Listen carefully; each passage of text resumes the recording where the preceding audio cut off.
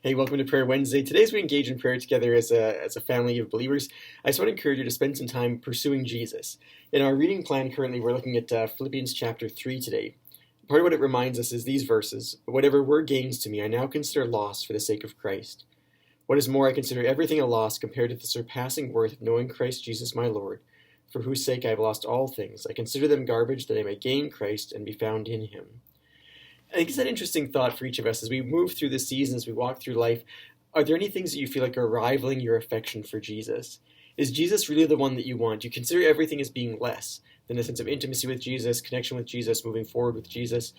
Maybe just spend some time today thinking about what might be the thing or things that you prioritize over your relationship with Jesus, and then spending some time with God, dealing with those things and continuing to dig deeper into him.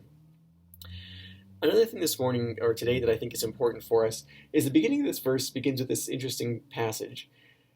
Further, my brothers and sisters, rejoice in the Lord. It's no trouble for me to write the same thing to you again, and it is a safeguard to you. As I was processing this passage today, I was reminded that rejoicing in the Lord, being delighted in Jesus, enjoying him, praising him, honoring him, having gratitude and thanksgiving in our hearts, is a safeguard for us. I think it's an interesting phrase.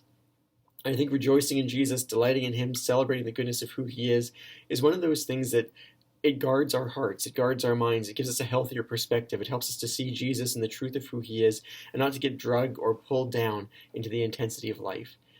And so today, if you're feeling discouraged or concerned, I encourage you also just to spend some time just rejoicing in Jesus, delighting in the goodness of who he is, allowing your heart and mind to focus on him, and to remember that he is enough, that he's sufficient to give me and you and all of us the fullness of what we need for this day.